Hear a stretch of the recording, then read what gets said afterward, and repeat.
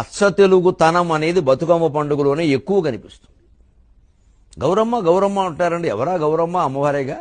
మొదటి రోజు ఎంగిలి పూల బతుకమ్మ, ఇలా రెండో రోజు అటుకుల బతుకమ్మ, మూడో రోజు ముద్దపప్పు బతుకమ్మ, నాలుగో రోజు నానబియ్యం బతుకమ్మ, ఐదో రోజు అట్లు దోశలు అనమాట అట్ల బతుకమ్మ, ఆరో రోజు అలిగిన బతుకమ్మ. విశేషం, ఆ రోజు అలుగుతుంది ఆవిడ, ఆడపడచు అలిగినట్టు ఆ అలక తీరుస్తారు.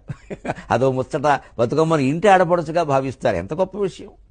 ఏడో రోజు వేపకాయల బతుకమ్మ, ఎనిమిదో రోజు వెన్నముద్దల బతుకమ్మ. ఎంత చక్కని మాటలండి, జాతి మర్చిపోయిన మాటలు ఇవి. తొమ్మిదో రోజు సద్దుల బతుకమ్మ. సద్దులు ఉంటారు కదా, అది సద్ది. ఆ రోజు అమ్మవారిని నీళ్ళలో సాగనంపుతూ సద్ది ఆహారం కూడా పెడతారు.